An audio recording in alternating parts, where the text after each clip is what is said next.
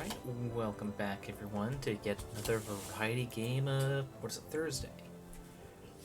We are doing more This Book is a Dungeon, which last week I died only 3 times, but I also take my time to explore and not do chancy things. And last time we ended with summoning a demon, and unfortunately getting too close. But this time I understand what I did wrong. One of the books I did not look at for probably which demon to summon. I think was the big problem because I just summoned the first. But also how to properly act around them.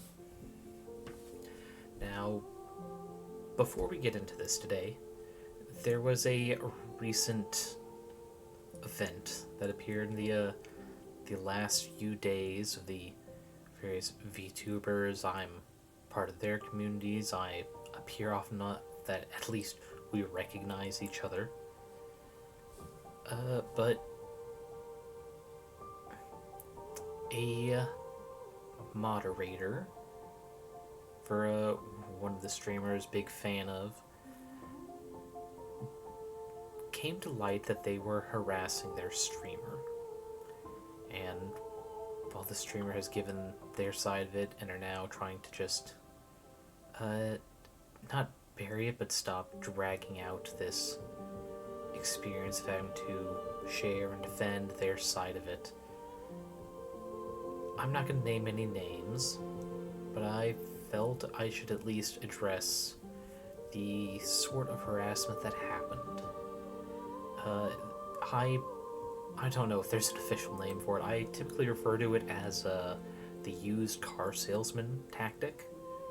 It's quite often a variety of methods used by people who are shady dealers or trying to scam you in some way, but also not uncommon for people who harass or cyberstalk to some degree. And I felt in the light of this recent event, should at least touch on that, because, when you're in that moment, it is hard to act the best, because part of their method is using niceties and what is typically common sense to not be a dick in public against you, to keep you from acting, well, I wouldn't say keep you from acting rashly, but keep you from acting what they would define as rashly. Yeah, hopefully just giving these descriptions, these tactics, will help people have an easier time of recognize it, because like I said, it uses what is typically a common nicety to keep you from acting out. They toe a line to make it so you don't acknowledge it as full as a threat as they are intending. But knowing an evil like this makes it a lot easier to react in the future, at least God's willing. So yeah, but what I mean by the used car salesman tactic, one of the big things is it centers around the sunk cost fallacy. With the example of a used car salesman, the longer they can keep you talking in on their car lot, the more likely it is that they're going to just buy a car there instead of going somewhere else, because they already sunk all this time listening to statistics and getting numbers and deals. Why go anywhere else? You already put like 2.5 hours into making this deal. Do you really want to go to somewhere else and do it all over again? And in particular with this recent incident, they were a moderator for a relatively new streamer. It's like, do they really want to go try and find another more trustable moderator after all this harassment? After being, having their boundaries repeatedly ignored and just stepped over? It's like the next person might be worse. And scammers who keep calling. The same one called time and again, even though you're not buying their bullshit. Their number keeps coming up as a different random number each time, so it doesn't even matter that you're blocking. Sunk cost fallacy is just the longer you're there, the more you feel that you've put this time into it, is just going to feel easier to just agree and move on with your life. And some of the tactics used by used car salesman types is let's see, what to start with. It is I believe it actually has an official name that I remember, is a foot in the door. If they can get you to agree to something small, easy, borderline cost nothing, that is the first step to getting you to say yes to other things. There are several studies on human psychology where the easiest way to get someone to trust you is get them to do a favor for you. I mean, no one just does a favor for some random stranger off the street. So if you're able to get something with a low enough bar that they agree to it, it kind of shortcuts the method in a person's mind where they go, oh, I trust this person. Why? Because I was willing to do this for them. I must be willing to do X, X, and Y for them. For actual used car salesmen, that would be just like talking about the weather or local sports teams, especially if you come in with freaking stickers on your car or jersey type gear. They're able to make that connection and have a conversation about effectively nothing to do with your car. Get that little connection made, and it shortcuts that little bit of trust. And then it goes into the next stuff. It's like, well, what kind of cars are you going for? And then like leading you to things that are absolutely not what you're looking for, but they've got some qualities. And then they eventually get to something that does match most of the things you're looking for. The right mileage, the price, the model, and all that. By taking those little steps to get there, it goes into the other step, the other tactic these types of people will use.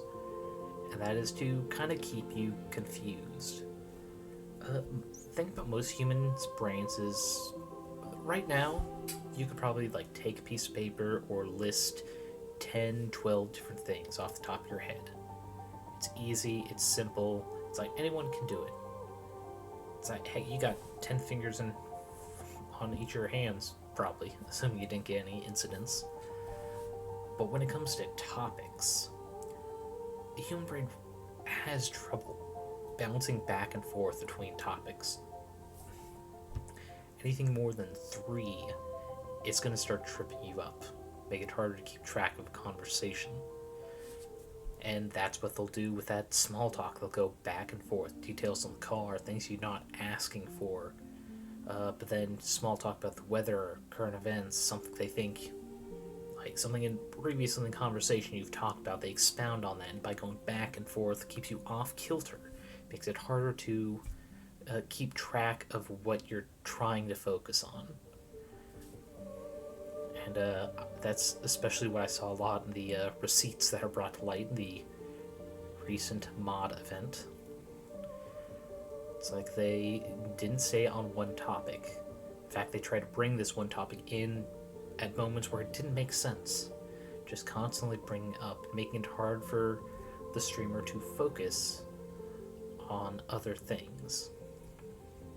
It looked to be like that was the main part of the harassment.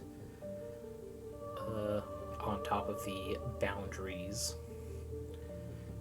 which I'm not going to get too into. It's just romantic boundaries versus professional. Not good details, but it was very clear that the person should have stopped. They were told multiple times to stop, but like I said, they are running the used car salesman. As long as you're on the lot, they feel they can make a sale. It is just a matter of time of using all these techniques to get you to break down and say, sure, whatever, let's get this over with so I can move on with my life.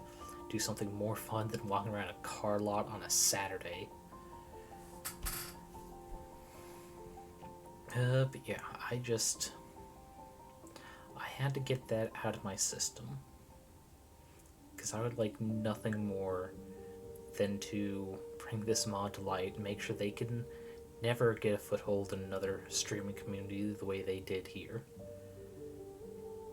But the victim doesn't want to drag this out, doesn't want these memories to be brought to the forefront of their mind again and again to handle. They've done their bit, and at this point they just wish to move on. So, just had to get that out. Though if the person in question ever appears in the chat that I am moderating or even streaming myself, be forewarned that you will be banned no matter what you say. It could be something completely innocuous about the weather.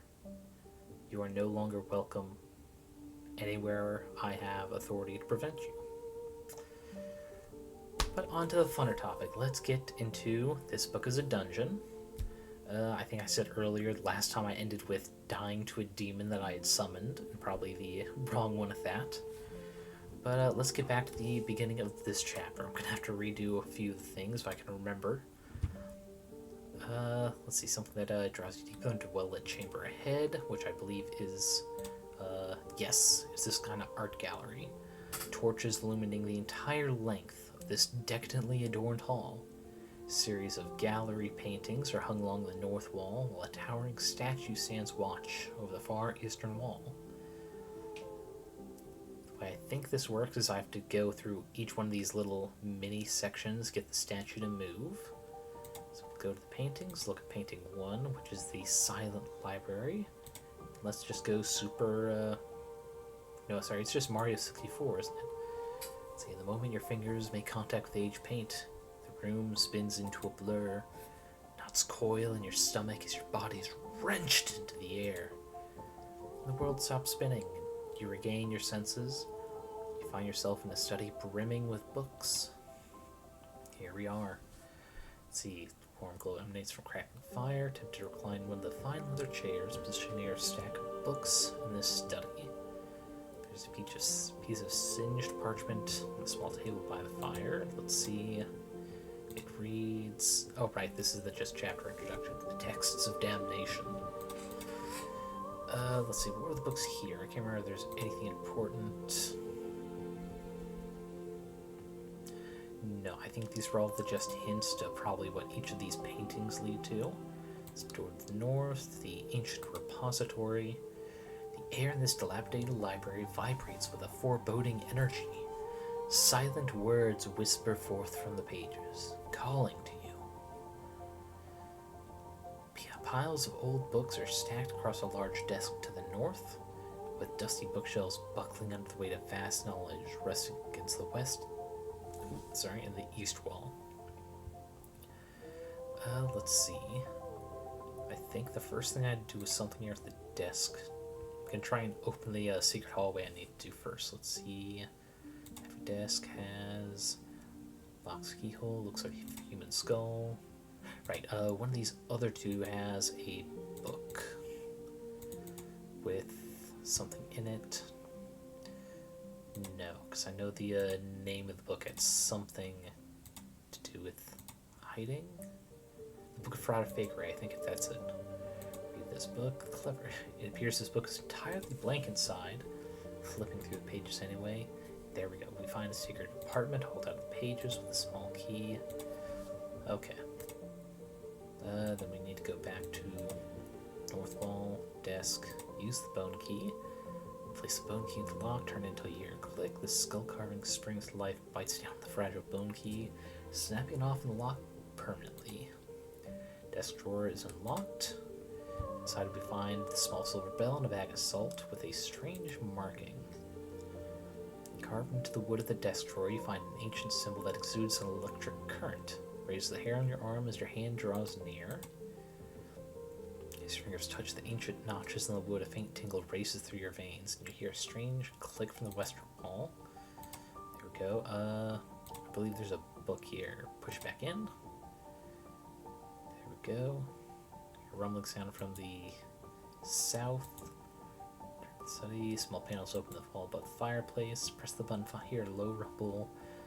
Back in the north. Should be east wall now. There we go. Passage leading downwards. The smell of decay wafts below as you descend the staircase, crisscrossing a network of long scratch marks clawed along the descending passage. hear something creeping up the stairs towards you. This... I don't remember this. Attack. He dodges my attack. Slip.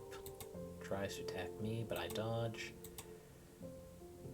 And it's injured and versus strike. But it hurts me too. It only hurt for one. Damn. Dodge it is me. I dodge it. Dodges me. And I dodge it. Let's see, it is injured. God, I'm really hurt.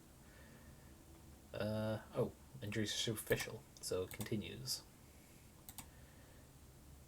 Let's see, battle continues. It's more, just get through.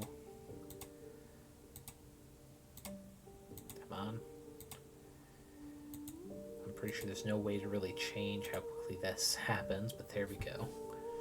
So blood fallen adversary and feel invigorated.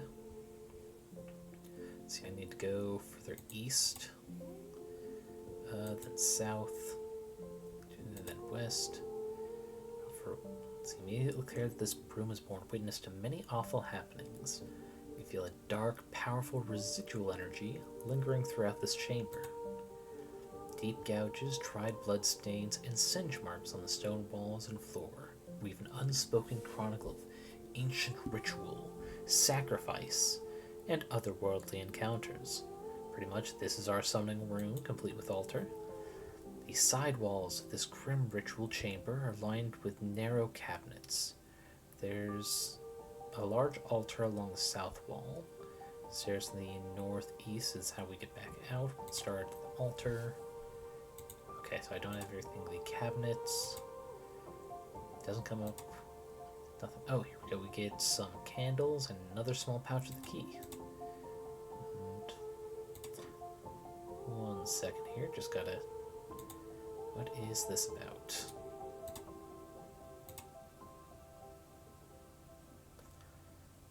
No, I think that can wait. Okay, so we... here we are back. Let's see, we came... We have to go up to the north. And up to the north again. Despite hearing these whispers in the chamber, we do have to go there for some important book. So stop at the far end of the room. You notice a glass display case. Let's see. I believe what we did last time was go to the compartment, use the tiny key, unlock it, get the ritual dagger, and we have to give the red cost of blood itself. Slash and gash in your hand with a knife, you let the blood flow freely into the demonic siphon's mouth. And within seconds, the stone carving's eyes glows bright crimson, and the glass case holding the book shatters before melting away into nothingness. Okay, so let's look through the form so we know what demons to look up in the books in the previous room. Let's see, Abrax. Unless I have to do all these in order, which might be the thing. Yeah, this time I'm going to do the smart thing and make some notes. Let's see. Where's a pen? There. Okay, so first, Abrax needs to be in a circle. Salt to draw light. Let's see. Bell once. Give blood. Ugh. Then I am late. And I also need to go look up how I need to act around Abrax, because last time he told me to approach, I did, he fucking killed me. But after him will be Orthome. Let's see. Needs to be in a star formation. Draw truth from her will. Bad joke. Draw truth. Bell 5 times. Saliva.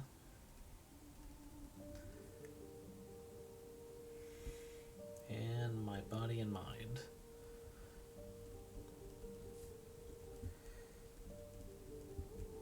Okay, number 3. Hope if I actually go back to the page. Number 3.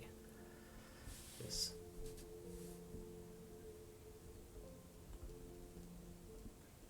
I spelled Bathris. Hopefully there's not any demons with a lot of similar names.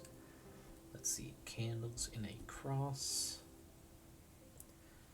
Salt to draw dark. Bell 13 times. Just fucking jingle jangle up and down the road. Another offering of blood. And my suffering is great. Who, buddy? Don't I know it?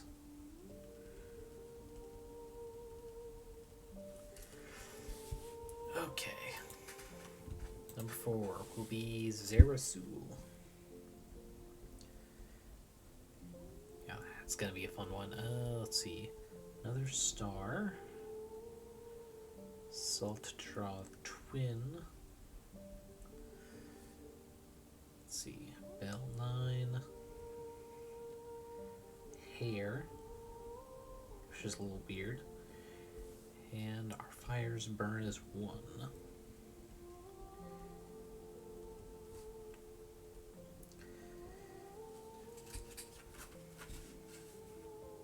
Let's see.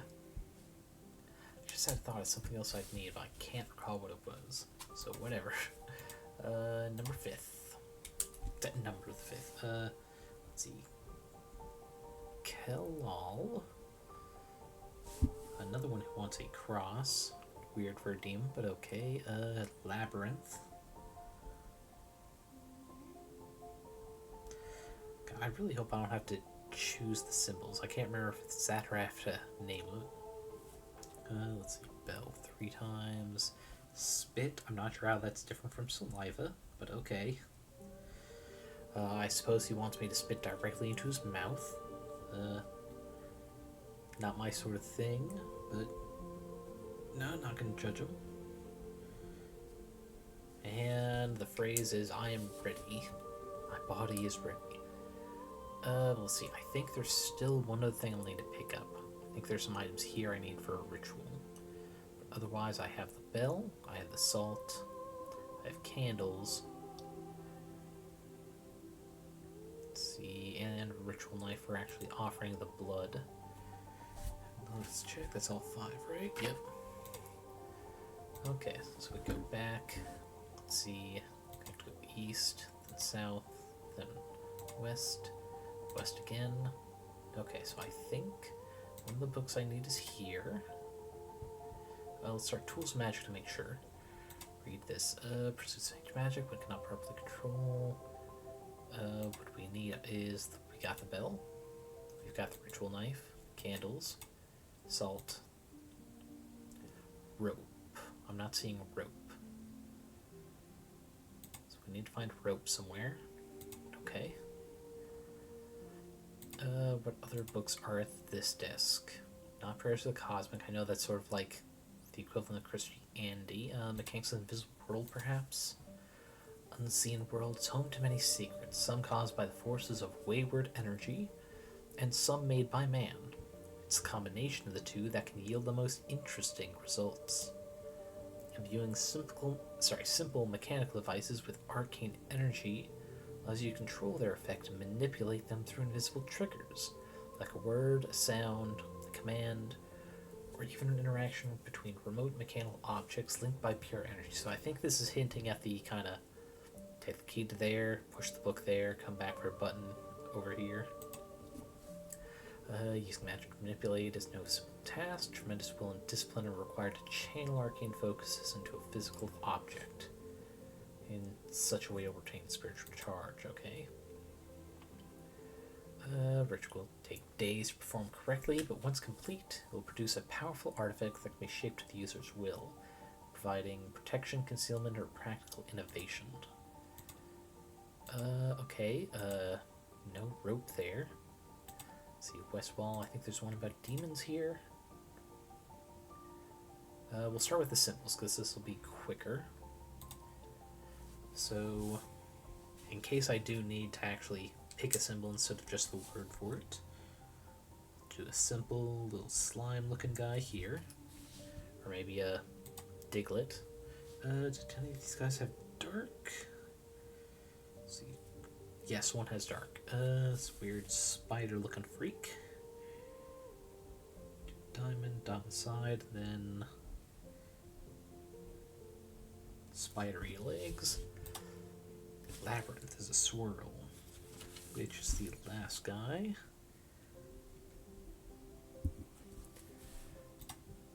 Truth.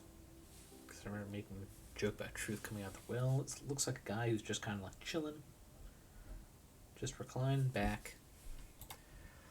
The twin is a pair of triangles that, if you're immature enough, are very pointy boobs. Let's see, it's like that. Okay, that's all the symbols. And then demonic entities. The primer. Guess we're reading this book. The Great One Divine Serpent is known by many names and different forms, yet all visages and incarnations are but facets of a gleaming crystal, with many faces the one true form. It is wise for any who seek to be touched by the cosmic might to know intimately of its shapes and aspects. Abrax. Could have sworn there were images on here, but oh well. Which is our first guy, okay. Known by other names, the Gatekeeper, Traveler, the Dweller of the Void. Said when the planar spheres collide, the 13th gate will open between worlds. This is the kingdom of Abrax, the swirling void of temporal echoes. Should this aspect choose to emerge, it will require willing penance of vitality from the summoner, though it may fully consume the unwary. Okay, so pretty much it's letting me know it's like, don't go close to him because he will fucking eat you. So I will say, just a quick note, be wary. Zeros, was he the second guy? Or, of course it's all out of order. Okay. Zera Sewell, yep. Known as the Seducer, Keeper of Secrets or the Forgotten Fire. Past the 6th gate lies the domain of Zerasul, a burning plain awash in a sea of souls, churning endlessly in turbulent motion. This aspect will appear in a form it believes will speak to your inner heart. Beware its captivating pull, lest you be consumed by its fire. Okay. Considering it's called the Seducer, it's probably going to be, like, sexual in some way. Let's see. Seeing as I haven't actually summoned them, I don't know how to shorthand this warning, so we'll say deny advances. It's probably the best way to do it because I'm working on a tiny notebook that I should have left more room, or perhaps a page per person, but you know what? Thinking ahead is for the weak. Orthal is our second guy, okay. Known as the Corrupter, Abominate Son, or the Collector of Elements. When your heart is weaker than your mind, you become susceptible. It is here through the 11th gate where you find the cursed domain of Orthal. Eager to bestow the wishes of the one who summoned it, this aspect may seek something in return. Okay, so this is pretty much the genie clause. Or perhaps more like the monkey's paw. Okay. So he's gonna want a deal, you gotta be careful. Bathros, which one is number 4? Okay. He is known as the Destroyer, the Eater of Souls, and the Great Ender. When the howls of suffering reach a crescendo, the 3rd gate will appear and Bathros will make himself known.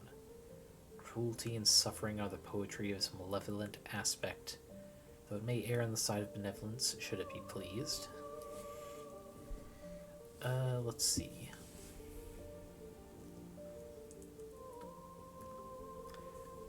So I have to do something to appease it. This is the second guy who wants blood. he's going to want suffering. So let's just put try to appease. Hopefully without giving up like an arm and a leg. And this should be the last guy. Yep. Last guy, Kelal. And by other names, he's the Transmuter, the Shapeshifter Adept, and the Puzzle Keeper. The realm of Kelal lies between the 2nd and 8th gates, which merge into a single doorway, opening the path to its obfuscated domain. Do not be surprised by deceit from this aspect, which is known for dooming summoners incapable of solving its arcane conundrums. Okay, so he's going to be a Sphinx and puzzle us. Gotcha, Sphinx. Riddle / puzzle.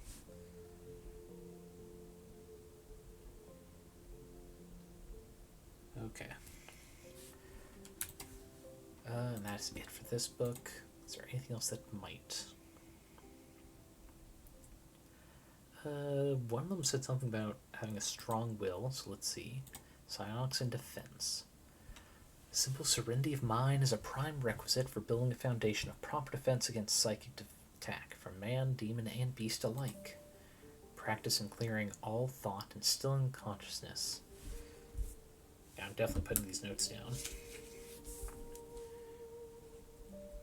Clear all thought.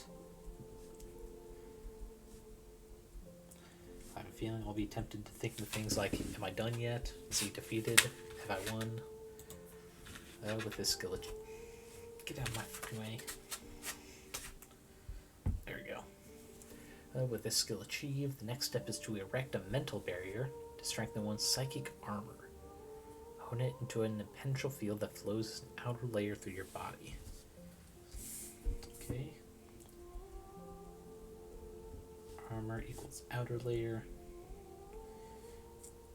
Which, probably goes without saying, but I'm dumb. So let's see. Take care to confine yourself to periods of rest and social confinement during the initial improvement of this process. Else it's possible to weaken the psyche, so I do need to take a break. Take break when can. I know what I mean. Okay, next page and a slurp. Oh good, final page. Go back. Anything on the east wall? Let's see. Laws of the sect, perhaps. Might give us a hint for where that rope is. All have been defaced and are unreadable. Great. So the words, there is no laws, written thousands of times across the original text, covering every inch of every page. That's enlightening.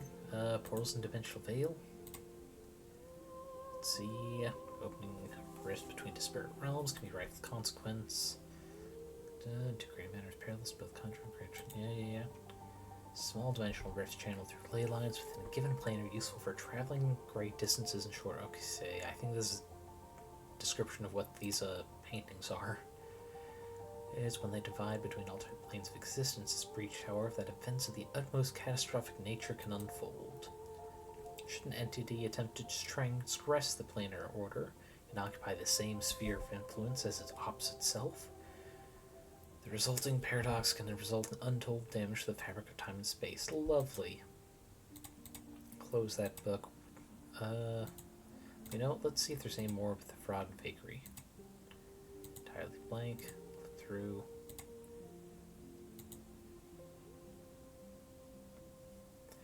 Pretty sure I already used that. I guess this game isn't great for looping. But you know what? Let's go back to the desk and see.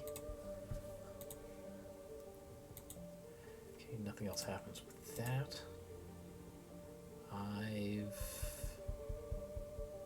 can't remember. Did I read Mechanics of Invisible World? Let's see, it's a combination to make me most results. Yes, I said that's probably a hint towards the all the things, the key to the book, to the whatnot. Let's see.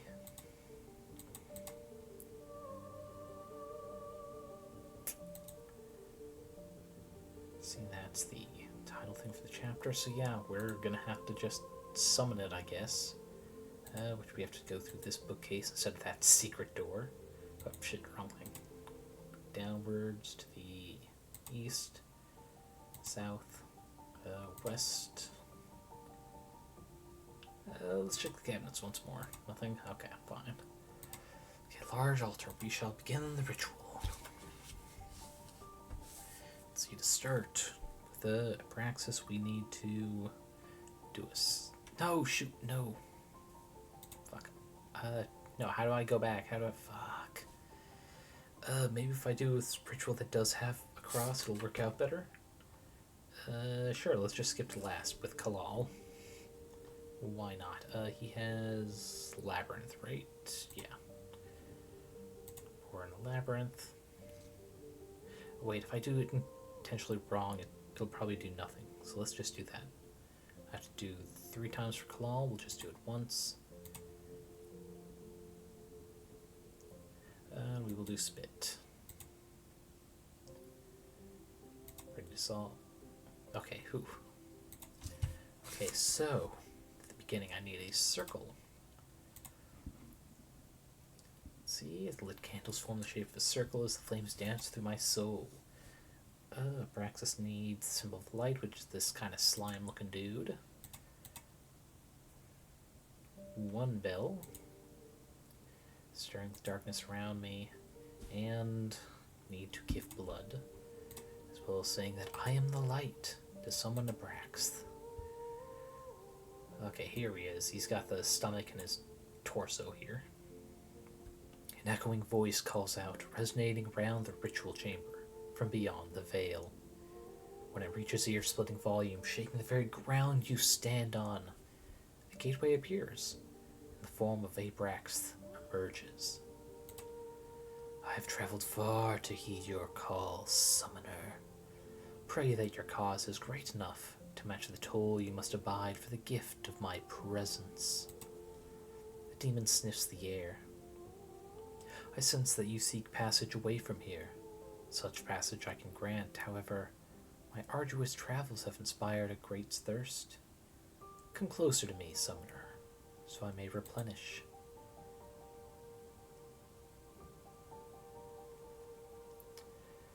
I will stay where I am. Nope. He can drink me from across the room, apparently. The demon unhinges its jaw and inhales deeply, drawing vital energy from your body across the room. You grow weak, collapsing to your knees. Magnificent. As you grow even weaker, the demon continues to drain your essence. Ah, yes. As you approach total collapse, the demon continues to feed. The creature finally releases you from its grasp, satiated. As you struggle to maintain consciousness, the demon vanishes back through the portal in a thunderous explosion of light.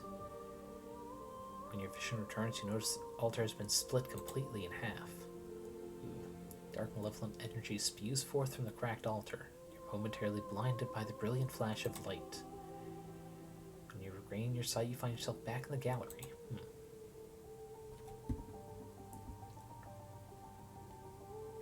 I feel like that wasn't correct. So you know what? We'll just... Nope.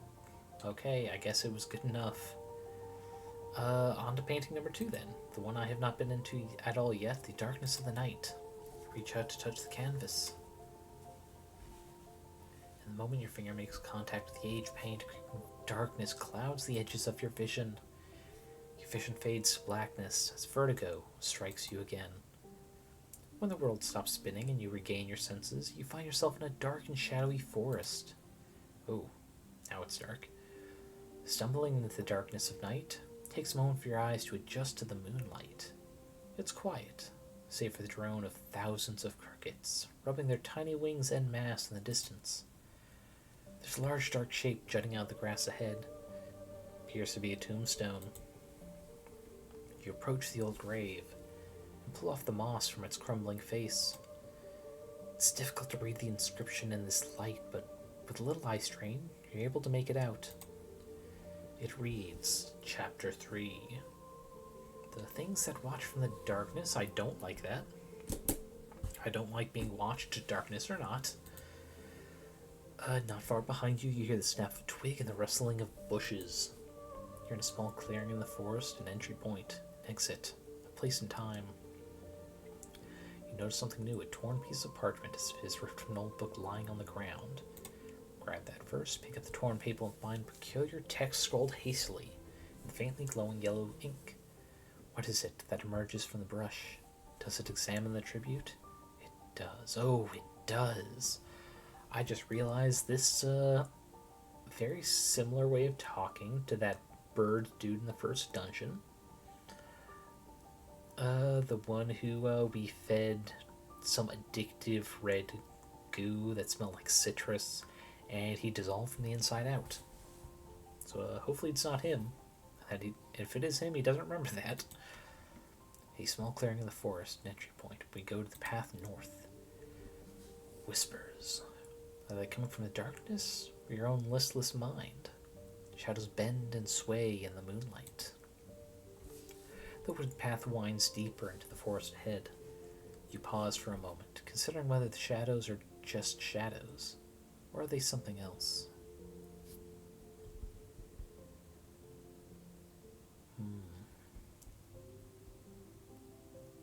We're gonna say just shadows and be hopeful. Shadows and no, moving along seems like the best course of action. Seal your nerves and proceed. Crickets continue their steady chant to the stars. Do we follow? We follow deeper north, yeah. As you walk farther up the path, a breeze whips up the cool night air. It blows a small, fluttering object into view, which catches on the low branch of a nearby pine. You approach the tree and find the object is another scrap of paper. You pluck the note from the tree branch, unfold and read. It proceeds without hesitation. An interesting specimen. I don't like this narrator. We continue ever northeast. The wooded trail opens to a small clearing. Centered into the circular copse of trees, you find a large tree stump with something resting on it. Let's see. The path down a rocky slope to the west, further east, or back south. We'll start with the tree stump. Ranged neatly on the tree stump is a small, half-eaten plate of berries and a goblet partially filled with liquid. Don't trust like that. We're gonna just go back. Let's go to this rocky slope to the west. Carefully, you navigate your way down the rocky, winding path. You're standing outside an earthen cave. There's a note on the ground near the entrance to the east. Path leads back up to the slope north. Note. It misses our invitation, so be it.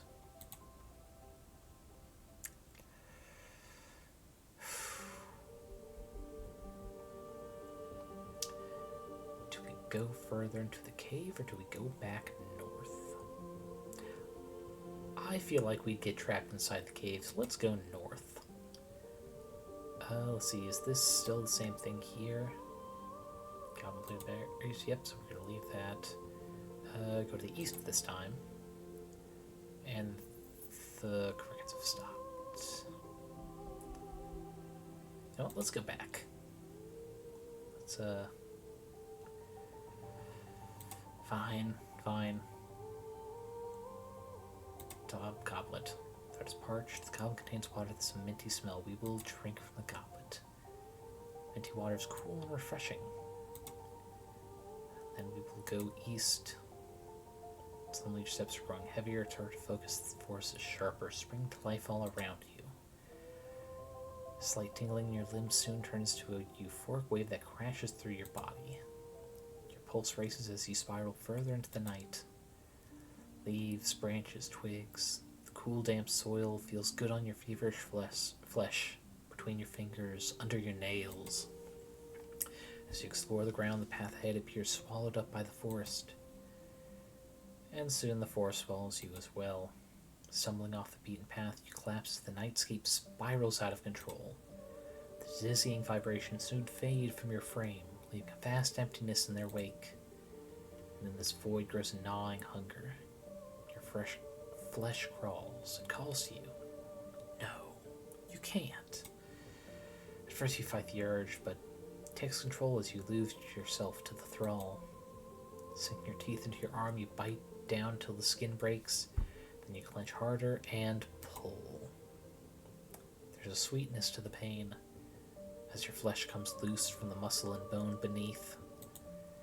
The raw sting of the air on your exposed tendons is sharp. Absolute ecstasy. More. Your skin pulls away in bigger chunks as your body slickens with blood. You cannot stop. Expose, rend, remove, rip, tear, bite. You struggle to wrench free from the prison of the flesh. That's when you hear the call bellow out. It summons you into the darkness.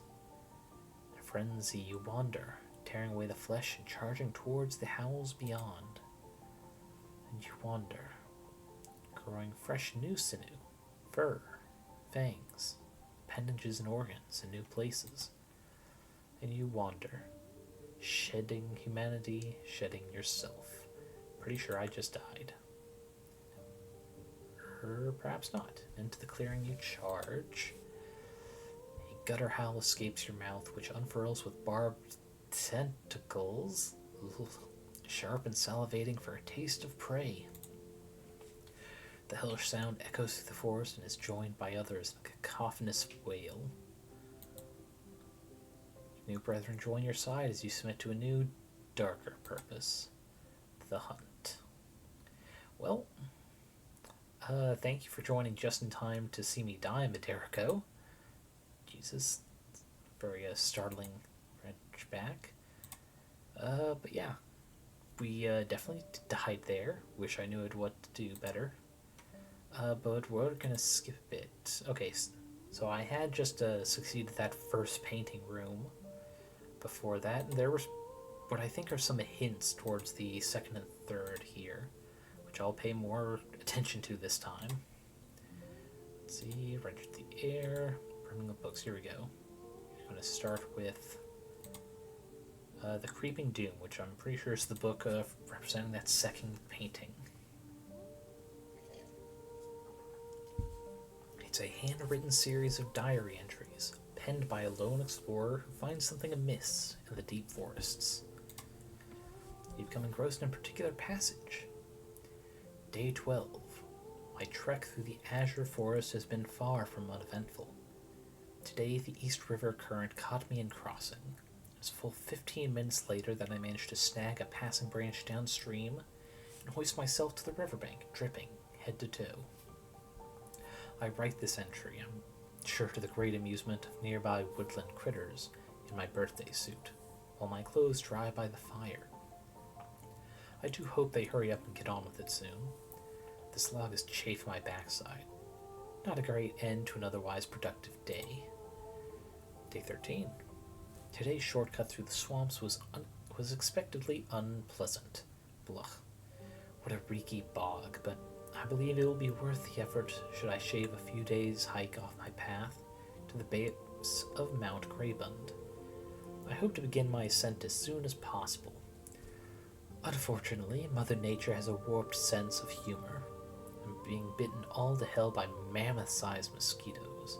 I seem to be developing some sort of aggressive rash on my posterior. Perhaps I caught a touch of the poison oak after yesterday's watery shenanigans? Lovely. Day 14. I was starting to feel a bit sore down there. On a whim, I dung out my shaving mirror to have a look at my aching bum, and what would you know it? It's covered in red welts. Looks like some kind of nasty bites of some sort. Itchy bastards, too. I was skipping ahead to day 16. I also got a little turned around after my swamp excursion, because I don't appear to be anywhere near the proper base of the mountain. The forest is thicker around these parts, too, which makes it hard to get my bearings. Also, last night I woke to a start when I felt something crawling over me. It gave me the heebie-jeebies, but after I bolted up and pranced around like a fool, I couldn't find anything there. Curious. Day 17. Finally found my way to a nice grassy clearing, but tripped over something and twisted my ankle. When I went to investigate, I found the skeletal remains of some kind of deer-like creature. Gross. Decided to make my camp here anyway because I'm sick of pine pitch and pokey branches. Some intrepid explorer I turned out to be. What's the... Okay, not actually for me. Perfect. Let's see, day 18. I began to think the cartographer was on some kind of psychedelic herb when he sketched this particular map. Feels like I'm going in circles. I also noticed something peculiar today, but I can't quite put my finger on it. The trees just looked a little funny. Maybe I'm getting delirious from eating nothing but canned beans and squirrel meat. Maybe I'll start out buck teeth and develop a taste for acorns. At least the welts on my ass are now healing up nicely. Day 21. Finally! I think I found my way back on track here. Things are looking up, eh? 2 days later, damn it. Those nasty bites have returned. They've spread. Hurts like hell now. This is no joke. Something is not right here. The sounds of the forest seem to have gotten louder, too. I keep thinking I'm seeing things out the corner of my eye, but when I turn, there's nothing there. Am I going batty? I think it's time to bag this trip and head back to civilization. Screw the mountain. I don't know where they're coming from, but they're all over me. They've changed. They're like big bulbous pimples or something. Awful, awful, awful. I need to get to a medic. I need out of here. Writing is getting more scribbled and harder to read. Day 26, I don't know where they're coming from, but they're everywhere. Been retching blood. Have a fever. I don't think I'm gonna make it. You can barely make out this passage. One of the damn things popped open my arm. Something crawled out. God help me, they're all over. I don't know what's happened. And that's last entry. So yeah, that's definitely the kind of body horror that definitely fucks me up personally. Okay, I have to go through all this thing again. Let's see, I need to go north, ancient repository. I need to go, I think it's east wall for book fraud and fakery. Read this. There we go. We got the small key. Then we need to go north wall, desk, bone key, get that click. Inside the strange marking we touch, get that ancient symbol. Now we need to go west wall, I think. Push the book back in. This one is normal. Now we need to go study. Push button there. Back to the north, to the east wall this time. Let's see. Yeah, that should be everything I need in here. Then I have to do this. Oh god, that's a different monster than last time. We have to attack. I think it's all scripted to hurt me a little bit, but not a lot. So we're just going to click through because I literally only have one option. And a lot of the things that come up is dodging on both sides. And there, slain, victory, need to go east. Then it's south, west, Chronicle, yeah, this is the ritual room with the big altar. We need to raid this. Let's see, we got candles, we got the key. We need to go northeast, north, west, there we go. And the display case, which we have to go to this compartment, use the key, unlock the case, and then cut ourselves with the athame. Okay. So let me double check everything. I know we can't get the rope. We got bell, we got salt, we got knife candle. Yes, we've got everything. Last time we did the first form, and it worked, but it made us very weak. This time we're going to do a different one from my notes. West, large altar, here we go. Begin the ritual. We are going to... Let's see, the last one is supposed to have some kind of like riddle or puzzle thing that we have to do. So let's do him. We have to do a cross.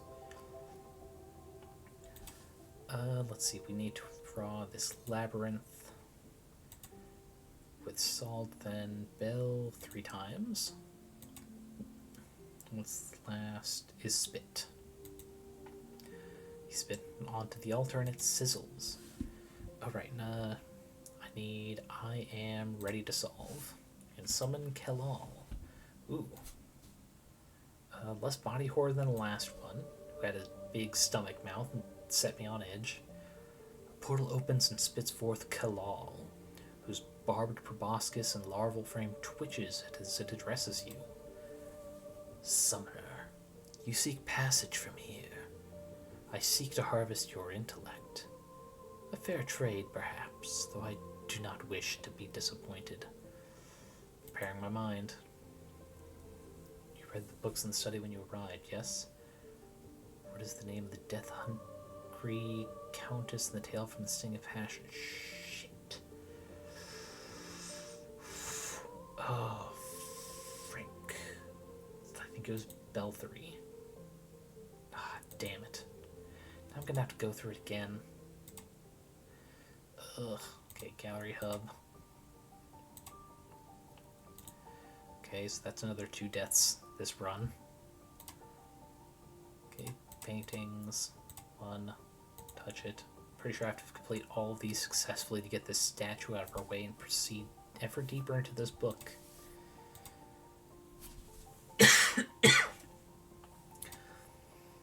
Okay, I'm not going to read these books here, so I guess I'll just do a different demon. Let's see, what was that each wanted? Let's see. The first guy wants her blood and energy, which I do not want to do again. Mathras wants us to appease him. Sarasul wants... From the description, Sarasul was kind of like a succubus type. We just have to deny their advances. Oh, right, Orthal.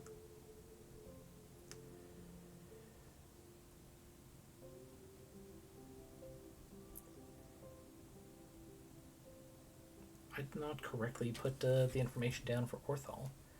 So let's go to the north and read the... I believe the demon book is on this table. Nope.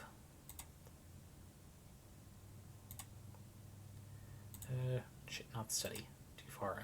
Should be west wall. Demonic entities. Here we go. Yep. Need Orthal. Xeris, Orthal, here we go. That's not what I need the phrase from, actually. Shit. Right, it's in the book there. Shit. I just wasted time doing this. Well, whatever. Go back. East wall. Books. Select. Fraud and Fakery. Read this. Entirely blank. Yep. Close. Back. North. Desk. Phone key. Click. Examine. Strange marking. Ancient. Then I need to go west wall to push back in. Then study to push this button. Back north to go to east wall. Downwards. Another fight. Okay. Don't like that. Yeah, we're getting through the fight that you're gonna have us get a little damage for, because you're a dick. Scripted fights are the worst. Okay, we need to go north. Right? No, I need the key from down south first. This is west. Energy, yep, cabinets first. There we go. We got candles and tiny key. All the way north for west display case. Open it and then just cut open a vein for this freaking thing to sip. Okay, he was the second form. This is where the hint should be. My body and mind are out of sync. Okay, there we go. So yeah, we will try Orthal this time. East, south, west, and altar. Here we go. So for him, I need a star. Lit candles form the shape of a star, and the flesh in your palms aches with mysterious suffering. The symbol for him is truth.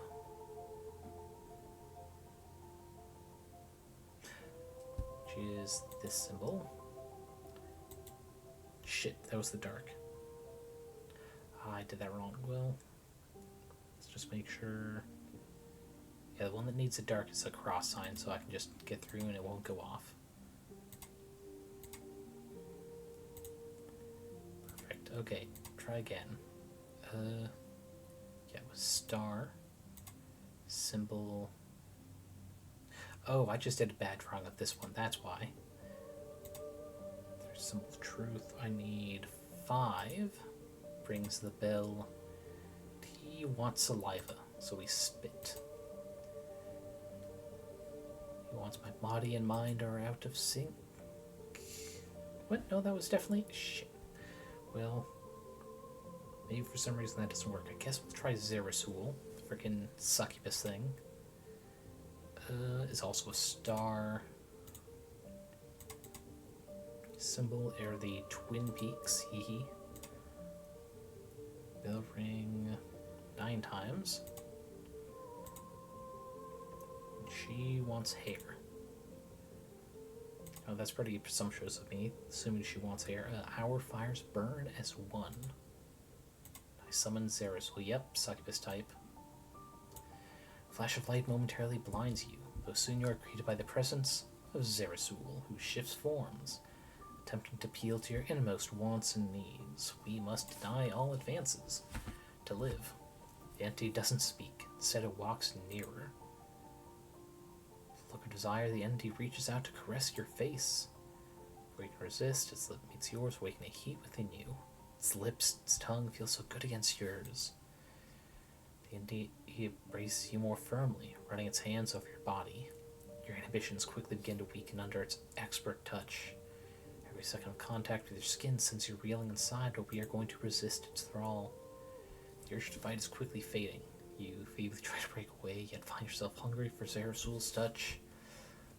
Breathless, you teeter on the precipice of desire, and it waits your choice patiently. Continue to break away and resist the thrall. Decision made.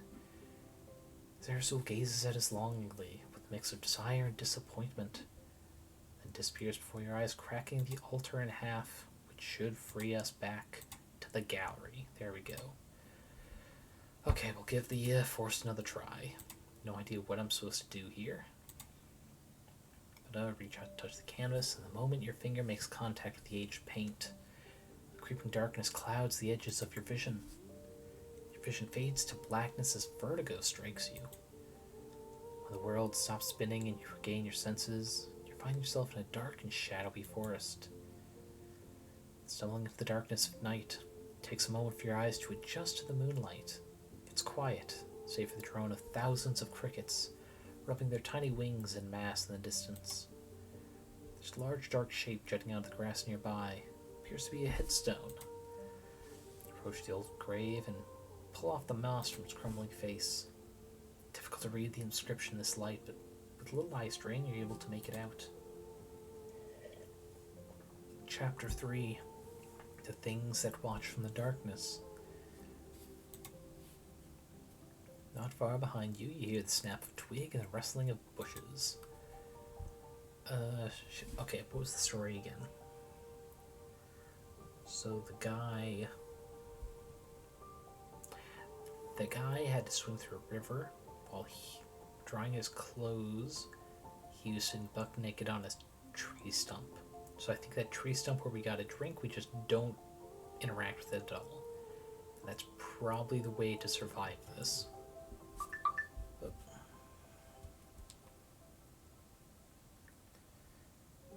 Just really quick. Sorry, someone's gonna drop off money at 9, just letting them know I'll be free. Sounds good. For 9, perfect. He's gonna send.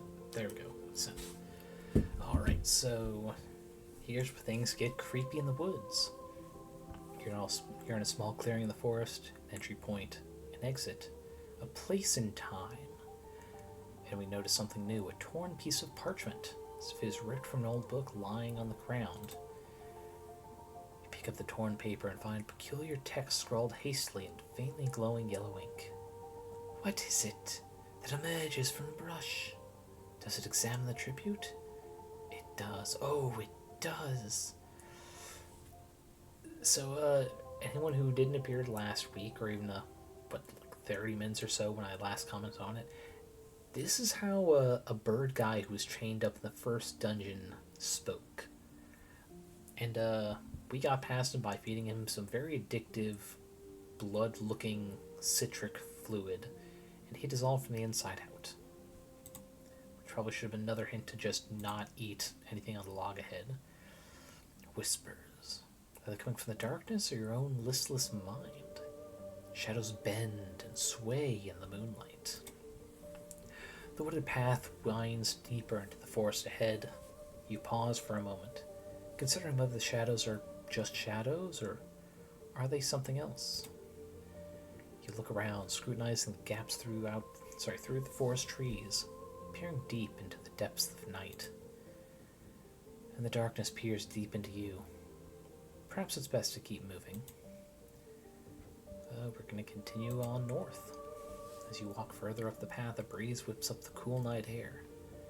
Blows a small fluttering object in view, which catches on the low branch of a nearby pine. You approach the tree and find the object is another scrap of paper. You pluck the note from the tree branch, unfold it and read. It hesitates for a moment. We can taste its delicious uncertainty. The path continues to the northeast and the south. Here's that tree stump. We're not even going to look at it, but it has a plate of berries and what I think it was like a wooden goblet or something. We went west, and that's a cave, which I do not trust. So let's go east. Crickets have stopped chirping. Carry on. A small trickle of blood winds its way down your arm. You don't remember catching a sharp branch or getting cut.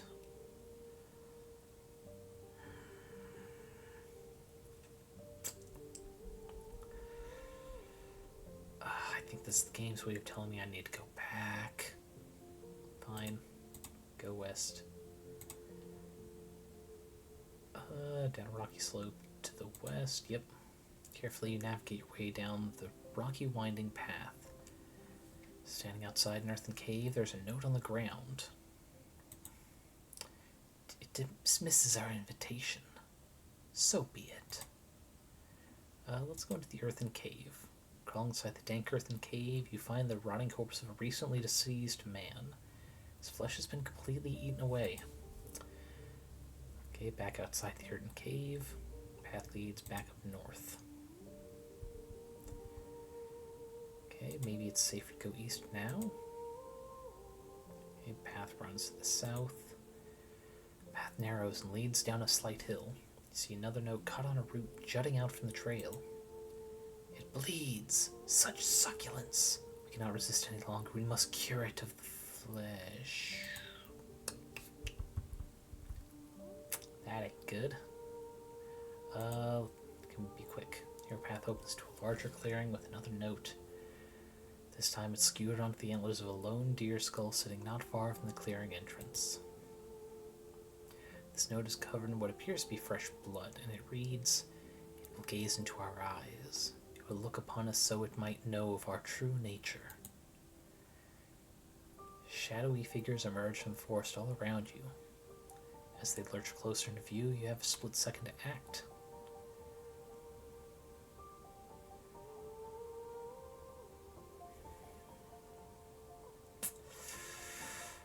Okay, this is a choice. It could be that note is a warning that if we run, we die. Or perhaps it will not kill us so long as we don't know. Well, I'm going to risk it on averting our eyes alone. Words from the notes resonate in your mind, and you quickly squeeze your eyelids tightly shut. The sounds of rustling grass and snapping branches grows louder as more of the mysterious entities come pouring forth from the woods. You hear their labored breathing, feel the presence as they slither and lumber closer and closer. Their foul breath wafts over you as an unknown touch coils around your wrist. Razor-sharp but curiously gentle claws paw at your flesh, leaving slight stinging trails that tickle and burn as they rake across your body. More coils wrap around your limbs. You can feel their tension pulse ever so slightly in anticipation. A wet tendril licks the outside of your eyelids, tempting and teasing them to open. There's a restrained urgency to the proceedings, as if they're waiting for something. And when minutes pass and you don't give in, the creatures cry out, howling white-hot fury. The unholy sound rises to a deafening crescendo. And then it stops. The creatures are gone. And you open your eyes. God, that change hurts. Okay, let's take a quick look. The statue is just staring at us. Yep. Paintings, the first and second are taken care of. Okay, so last week when I did this, I did the third painting first because it looked the most interesting. And I can't remember how I got through because it felt like it got almost to the end, and it took a while.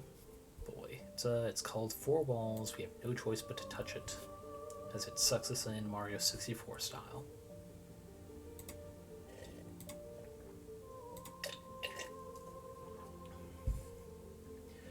You awaken in a cramped, sterile room. The walls are bleached unnaturally white, and they glow faintly, illuminated by some unknown force. You can barely move. It's impossible to stretch out. There's only room to turn around in place. Within moments, the stagnant air becomes more dense. It's harder to breathe. The walls are pushing in, and there's nowhere to go. The white express is pressing in all around you. Make it stop, please. Breathe. No breath. Move. Only stasis. Emptiness outside. Emptiness within. Just 4 walls. Just 4 walls. It's just going to repeat this for a while, so I'm just going to click through because it is a little maddening to click through for a single word and an ellipsis. 2 walls, 1 wall, and these walls in various different spacings. The silence is deafening. Break the silence. Screaming as loud as your lungs can muster, you pommel the walls and your hands are blistered and raw. As you slump against the wall, exhausted, your blood drips from your hands to the floor. It pools by your feet, seeping into previously invisible cracks in the bleached surface. This reveals an inscription which reads Chapter 4, The Canvas of the Mind. Around, the blood seeps away into the floor itself and vanishes. And looking up, something is different. Are your eyes playing tricks on you? It appears the room has grown slightly larger. And we have to go through all these in turn before the next thing happens. So the north wall is smooth and cool to the touch. Pressing your ear to the wall, you hold your breath and listen carefully. Your pulse beats loud in the white silence. But it seems there's nothing here. Just a blank, unyielding wall. To the east is firm, solid, penetrable. As we press closer, a musty smell of freshly disturbed soil greets your nose. It's coming from the wall itself. Holding your ear to its surface, you hear the faint sound of movement coming from beneath. Tiny pinpricks of sound clattering away. But the wall remains there, unmoving. Almost like we're in a coffin underground, eh? While to the west feels slightly damp to the touch. Is that thunder you hear, rumbling in the distance? bones begin to ache as you feel the approaching storm. Except you're pressed against a wall in a small white room. Just a wall, nothing more. Finally, the south wall. The south wall feels curiously rough beneath your fingertips. It's pockmarked with tiny holes dotting its entire surface. They're almost invisible until you put your face close enough. Small puffs of air seep out from the pores every few seconds. Is the wall breathing? Couldn't be. It's just a wall. How long have you been in this place? Hours? Days? Scouring the same four walls over and over again. Back to the north. Wall so cool beneath your fingertips, so smooth and soothing. It's devoid of imperfection. Not a scratch, blemish, nook, cranny, or marking to be found anywhere. Its purity taunts you. So beautiful, so hateful. But just a wall nonetheless. Back to the east, the minuscule clatter behind this firm surface tiptoes round in your head, leaving traces like faint footprints. You follow their path, leading you deep inside. Through the forest, through the valley, they lead you to an old house. Its windows are clouded with dust, wood rotting from the passage of time. You reach out to knock on the ancient door, instead find yourself tapping away at a blank, white wall. Back over to the west, a salty mist wafts over your face. It's almost refreshing. You lick the brine from your parched lips, and the room begins swaying and rocking. Tossing and turning on the turbulent sea, you grasp at the air to steady yourself. Vertigo overtakes you as the waves come crashing over your head. When your eyes open again, you're left clutching the wall. Finally, the south. Now you can almost hear the hiss, hiss, hiss of air teasing you from the south wall. What slumbers within this porous obstacle? What does it think about you pressing so close to it? A silly thought, honestly. Walls can't think, or breathe, or slumber. Has been years instead? Perhaps decades? Your flesh feels tighter, more brittle. There must be a way out of here. Touching the icy surface of the north wall burns your fingertips with a lick of frostbite. As you listen, the tap, tap, tap of a chisel hammers away in the distance. Is it coming from the wall? Your keen ear melts through the white void, through snowy barriers, and into the frozen surface beyond. The tap, tap, tapping grows louder, sharper. You can almost feel its kiss on your eardrum. Tap, ta-tap, ta-tap, ta-tap. We're just going to click through instead of reading all these taps. Round, then sharp, then boxed inside. I remember I need this for something coming up. Round, then sharp, then boxed inside. Round, then sharp, then boxed inside. Okay. Round, sharp, box.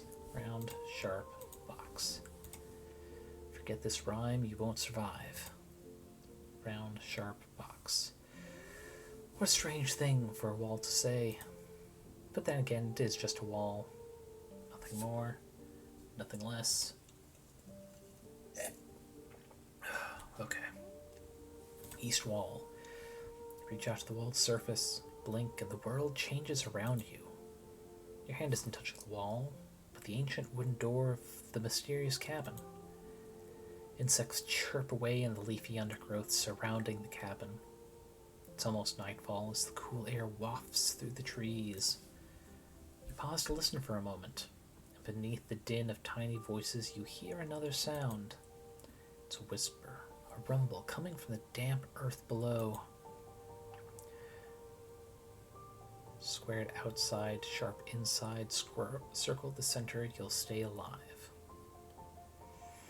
Conflicting information. Square out, sharp in, circle center. And the forest is gone. The door is gone, the earth is gone, the crickets are gone, just a wall remains. Oh, I think... Shit. So the kind I missed last time is I think each of the walls is just a different possible path to survival. The wall remains. To the west, as you touch the damp hard surface, your mind dives into the wall, swimming in its emptiness. Searching the depths, the darkest reaches flung far from shores, you hear a voice. The ocean speaks to you like an old friend, a lighthouse offering direction to steer your ship home, clear from the treacherous rocks. Reverse the order of the northern border, lest you... The voice fades off in the distance before you can hear the rest of its message. South. As you place your face next to the porous wall again, the gentle hiss of air coming from within becomes a sudden formidable gust. Indeed, sprawled out on the floor seems a safer place to be. Pressed up against... then pressed up against... then the turbulent wind... Grammatically, that feels weird. Maybe I'm just stupid. The million tiny pores glow red, and the air grows hot and oppressive. Amidst the howling gale comes a booming voice. Liars, all liars. Don't listen to the fools. Such nonsense that's spewed. One sharp, then another makes three. All good for cutting, an escape plan for thee.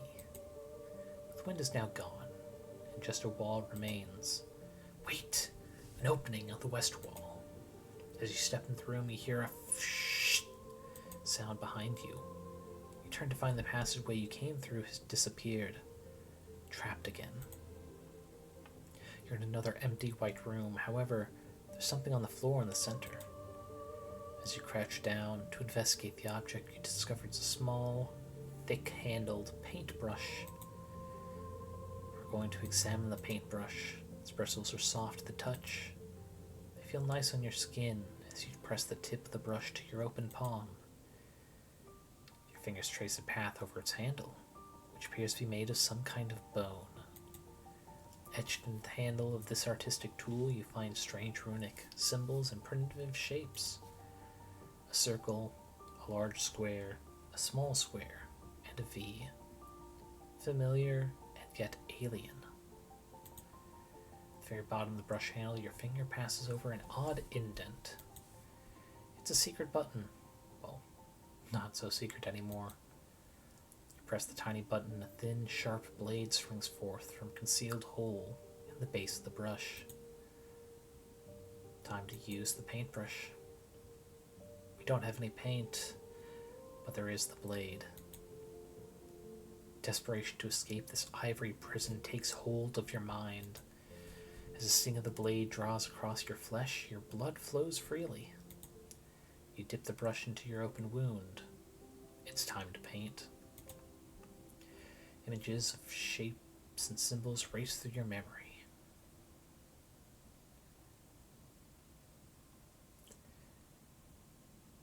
Let's see. There were two different walls that said that the north was a liar, so we're going to do the west, which was square, then sharp, then circle. Yeah, square. Words from the earth below resonate inside you. The forest is calling. The soil whispers your name. The brush steeped in your juices, you apply yourself to the wall in broad strokes, speaking the words. Squared outside. Dip the brush again, weakening slightly. Sharp inside. More vital ink. You're growing slightly pale. Circle the center. You slump to the ground to admire your work, drained of essence and exhausted. As you pour over your art, the painting seeps slowly into the wall, fading away. The wall itself fades away. There's now a hallway in its place. A dozen steps into the hallway, the ground crumbles beneath you. You're falling. Falling.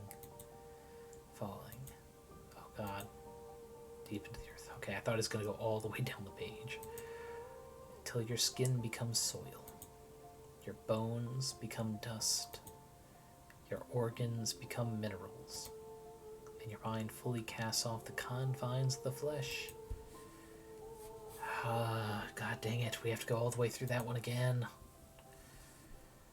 Okay, let's do room 3 again, because it's going to be a lot of just clicking through. Okay, paintings, which we'll have to do 1 and 2 again. Touch. The absolute maddening process of just clicking through. Okay, turn around, nowhere to go, yep.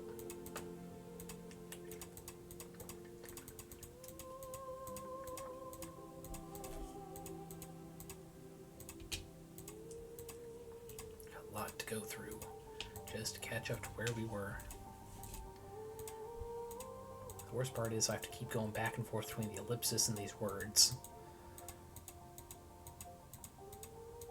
3 walls, 2 walls, 1 wall. There we go. Come on. Oof. Yeah, this is maybe not the most fun game for you guys to be watching in, huh? Okay. Now it gets slightly easier because there's less of that much repetitive clicking. Now I just have to go through each of these walls one at a time for each cycle.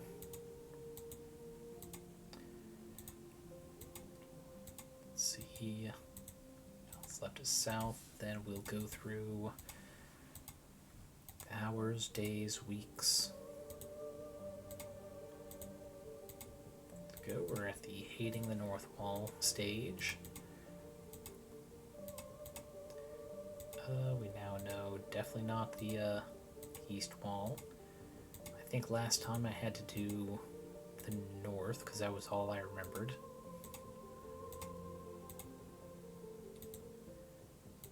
Okay. So icy.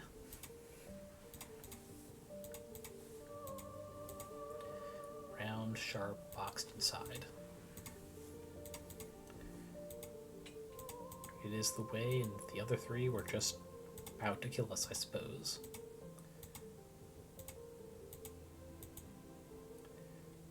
Shit, what was it? Round, sharp, then square inside. Round, sharp, then square. Round, sharp, then square.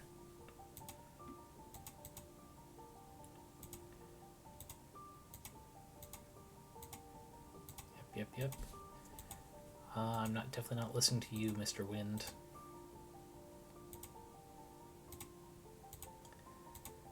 Okay, now I'm trapped here.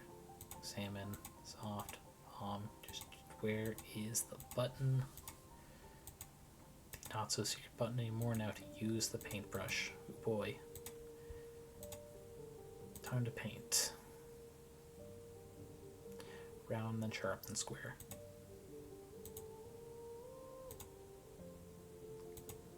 There we go, round. Did the brush again, weakening, then sharp. Vital ink, then squared inside. Drained, fading away, whiteness fades. Got a new hallway. So, summoning your remaining strength, you drag yourself into the hallway and set off into the white realm beyond. The corridor continues on a seemingly endless path deeper into nothingness. There's a chill in the air. Pushing further down the hallway, you notice the temperature has fallen dramatically. You can now see your own breath. Press onward, and soon the cold grows almost unbearable. But we keep pushing forward because you don't stop in a snowstorm. A snowflake brushes your cheek, then another, and another. Within seconds, you're covered in snow, caught in a blizzard as you trudge step by step in deepening snow. We continue pushing forward. The walls, hallway, and floor have disappeared. All bearings are lost. Your eyelashes are frozen, teeth chattering.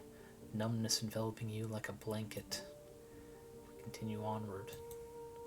Then you notice a brilliant glow in the distance cutting through the whiteout. You will yourself towards it. With every step closer, an inkling of warmth unfurls inside you.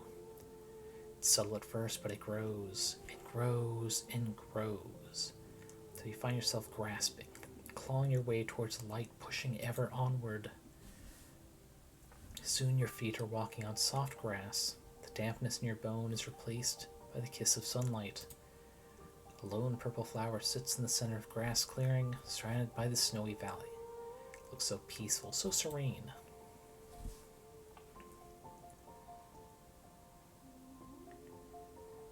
Let's see.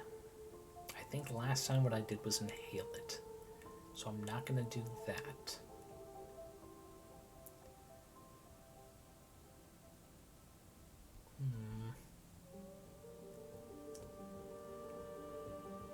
God, I really don't want to have to go through this one again.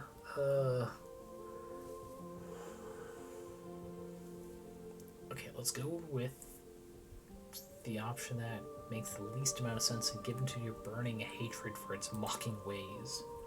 Overcome by sudden rage, you use the last bit of your strength to stamp all the life from that horrid plant. Doing so, you break the spell it held over you. The world melts and fades from your vision. Thank Christ. You feel reinvigorated as you find yourself once again in a gallery chamber of the dungeon. Welcome sight compared to the white-walled prison. See, statue, still just standing there. Gotta go through these two. Number 2 is pretty easy. This time we will just ignore the notes. Maybe we can still get the same ending if we don't read them. Go strikes, dark and shadowy, let our eyes adjust, because damn game. Headstone, which gives us the nice little chapter 3 start. Things that watch from the darkness. What watches the watchers? Because sure as hell ain't me.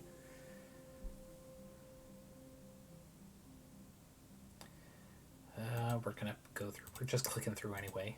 Go to the north. Moonlight. Something else. Depths. Yep. Keep going north. Catch some low brat. See another one. Acknowledging that we are reading. We'll go. Should just be east. Continue south. Another note. Yep. Coming to cure me of my flesh. Last note. Telling us to gaze into the eyes. We're gonna fucking avert our eyes because that worked. It worked, and I do not wish to die after we finally got through the white room. Just gone, open our eyes, let our eyes adjust again, because fucking flashbang. Okay, so all we gotta do is get through the first one. This one's gonna suck for the repetitive just jumping around.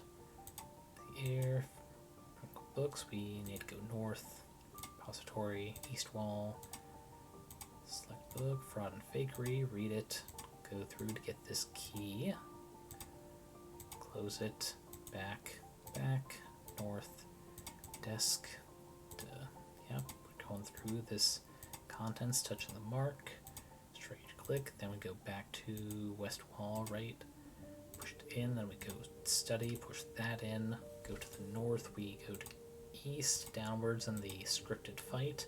This time another eye monster. Great. That was far quicker than usual. Let's see. You need to go east, south, west. Residual energy, yes.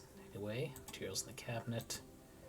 Everything except the knife, which we need to go northeast, northwest, display case, compartment, gas reusable key, giving it the offering of blood. And we're going to do the one I know I can actually do, the first form. I've done it twice and only been killed one of the times. Thankfully I still have my notes. Let's see if we can't breeze through this. Altar. Again, the ritual we need to hopefully get past this fucking statue. Let's see, we need a circle. He is this little slime looking dude. Needs to be only one bell. But he wants blood. For him, I am the light. He emerges, he makes a deal. He has a great first. This time we're going to move further away and see if that does anything. Impudence, I will be appeased. He howls, you're flung across the room into the far wall by an unseen force. Ah, shit.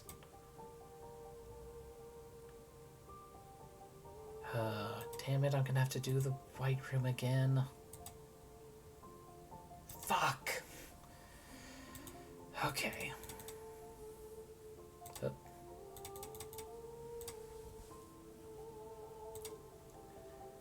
God damn it. Damn it. Damn it. Well, at least I still remember the thing. It's a circle, then sharp, then square inside. And just take this notice off. Do not need it. There we go. Okay, time for the clicking game. I hope you guys are being properly appeased. Unlike that demon, who I should have given him something. Should not have tried to push away. Let's see, how many deaths is that this time? I died once in the forest, but only the once. I've died twice here in the library. Once in this room. Right?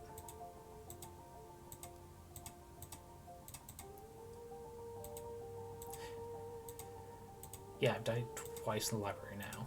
Well, this time. So we're adding another 4 deaths. Great news. Just fantastic.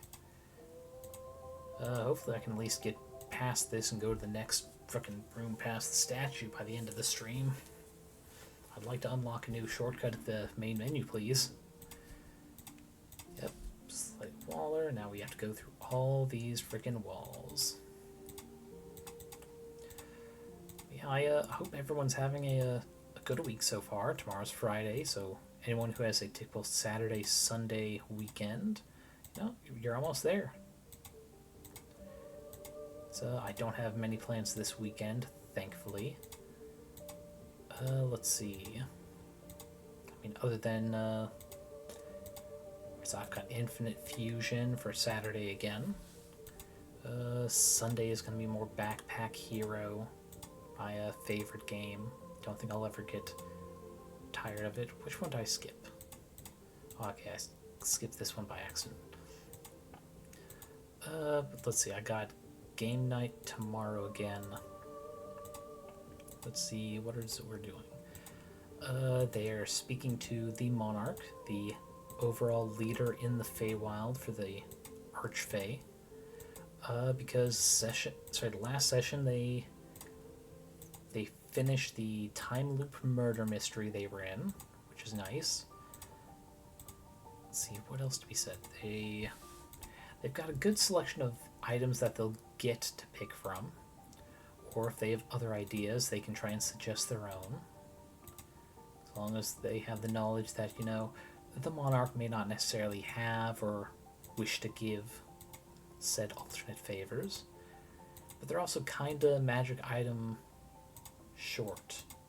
Not for lack of trying, it's just some of the ones they found in the module I've been basing this campaign off of. Oh, we're at the important part. Let me see. Do this correctly. I need circle. Here we go. Yes. Round, then sharp, then square inside. But yeah, not for a lack of trying to give them items. It's more they haven't gone to the one magic shop they know of. And that's because they recently found out that one of the magic items they had bought, a custom job, in fact, it was a replacement for a scroll of non-detection, in that it's reusable. They have to recharge it with spell slots, but I mean, it just auto recasts, so it can't be counterspelled. The downside is there's one person there that has an exception and can bypass the non-detection, and it's a mad scientist known as Dr. Light. And we're about to go to black. Just maybe hold your eyes closed for a second. In 3, 2, 1, 0. We're at full black. But yeah, they're just they're not trusting that one anymore, even though it might just be they outsource part of the work, or they're in league with that mad scientist. Either way, they have not gone back to him, which in some ways sucks because I had some fun doing their voice. On the upside is the voice was a high-pitched tone, and and the voice matched the body very much like shit, what's his name? The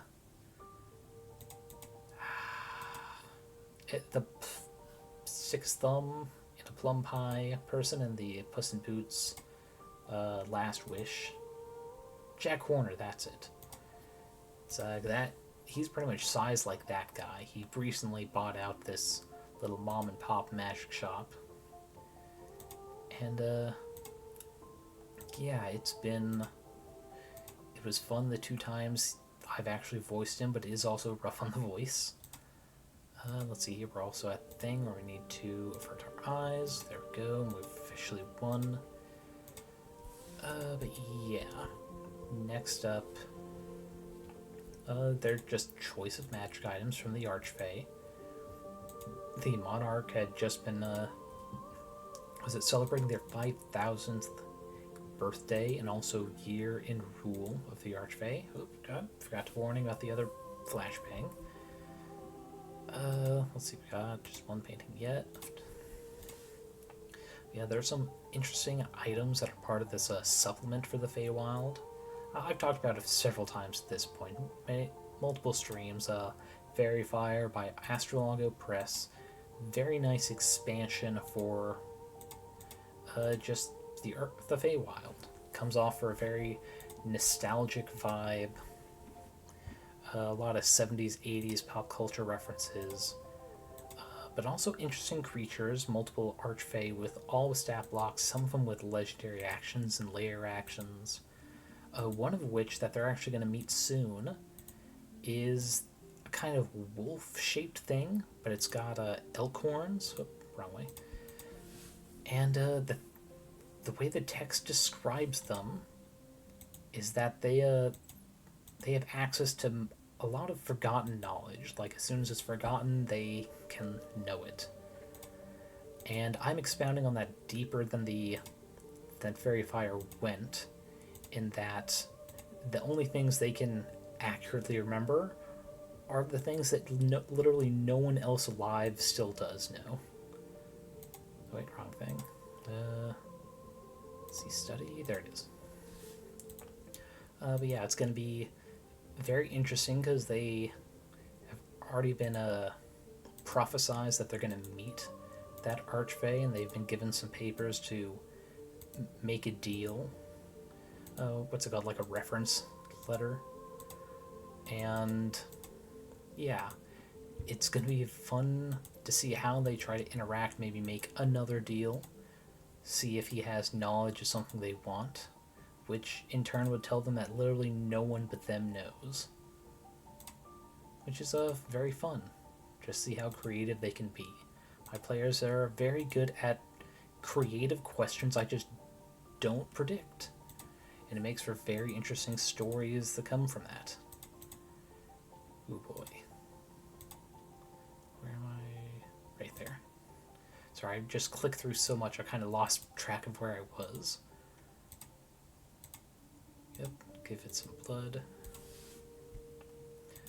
Don't actually need to read that because I already have the notes. Where was I? Alright, the session tomorrow night will be just interesting. Unfortunately, one of my players isn't going to be able to make it, so I'll shoot off a brief message of the items available so they can get first pick. But otherwise, it's going to be fun. See, doing the circle, then it's the slime-looking dude. One time, give him blood, and I am the light. What I need to do is not approach or run away. To stay exactly where I am, and he'll take just enough to drain me, but not kill me. And back in the gallery. Okay, so we should be at something new. Yep, all the paintings are destroyed in some way. So the statue. We watch as the third eye opens on the statue. The stone that encased it crumbles away to reveal actual flesh. The disemboweled being stumbles forward, attempting to shovel its own innards back inside its decimated torso. It fails and fumbles to the floor, shattering in a spray of, I'm not even sure that's a word, liquiescence and rotten meat. Nothing left remains of the foul, doomed creature. But the path forward is now clear. It's really quick. I'm just going to look this up. I want to know if these people are being creative or if that's a real but very obscure word. Yeah, I'm not going to update right now. Shut up. There we go. Liquiescence. Lisquins. It is a real word. Okay. Tell me, Merriam-Webster, what does it mean? The quality or state of being liquescent? Perfect. That explains everything. Thank you. Thank you for that. Being or tending to become liquid. So melting, but typically applied to things that are not known to melt. Fair enough. Very specific word. The path forward as you proceed into the narrow hallway. The entrance crumbles behind you, blocking you in. Nowhere to go but forward. Around the corner to an open room with a stone obelisk in the center. As you gaze upon its surface, the stone resonates as a blinding flash of crimson light envelops the chamber. You feel the pain inside you has changed. The sickness eating you from within is gone. You feel reborn anew. But something else has crept into that void. Oof. Something wicked. Something dark and malevolent. Gnawing at you with a different kind of hunger. Serpentine desires. Shit! The book about the serpent god, I've forgotten everything. Fuck, I really don't want to have to do all that clicking again. If I don't make it this close enough to end a stream, we'll just do, I don't know, something else. Needs of the flesh. Cries out for escape. You strain your mind and force it back down deep within, but are unsure of how long you keep it under control. There's a hallway to the north and a hallway to the south. We're going for the north. The hallway is filled with a bright light emanating from the chamber ahead. Continue north. As you step foot into this room, the air at the far side of the chamber opens into a massive, swirling portal. You can see vestiges of the normal human world peeking through on the other side. Darkness within grows anxious. Well, we're going through that fucking portal. Holding your breath, you walk straight into the portal. Emerge on the other side outside your apartment door. It's home. You're relieved to see a familiar setting and leave the horrors you've encountered behind, but something feels off. You open the door and peek inside your apartment. It's quiet. It's not until you step over the threshold that you catch a glimpse of the person lying on the floor next to the table. You walk closer, gazing into the milky white eyes that stare blankly at the ceiling, unblinking, not breathing. They're your eyes. Your face. Your body. It's you. But can't be. You're here. What's happening?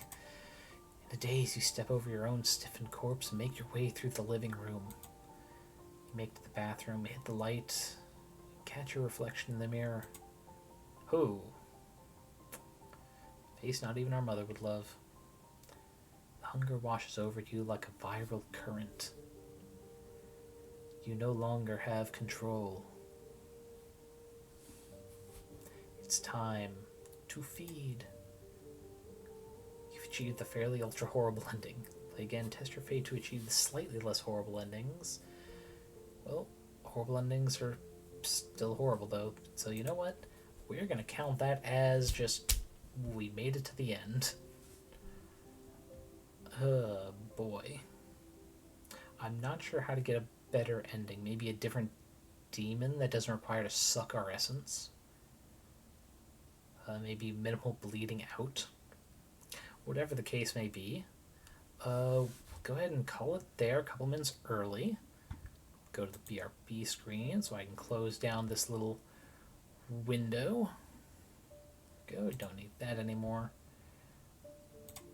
Okay, so who is currently on?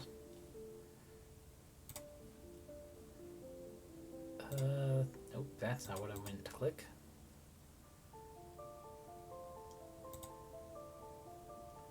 Let's see. There we go. Who's on? We've got Penny's doing Bloodstained Ritual of the Night, some kind of Metroidvania. Let's see. Gothic's still doing her Donathon. Anything else jumping out at me?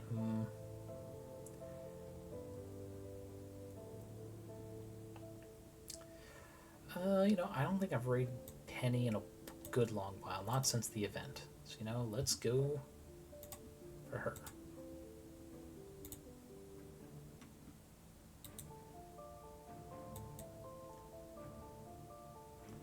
Okay, there we are. Start raid. Thank you everyone for joining me this evening as we complete that game, we'll call it. I don't feel the urge to try and 100% that because at least on stream, it's a bit much to be clicking through things we've already done.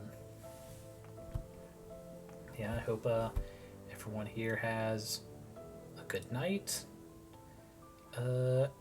Come back Saturday for much more interesting gameplay of the fusion fiasco that is Pokemon Infinite Fusion. Until then, anyone who has not eaten, please do so. It's very important. Sleep well, and I'll see you next time.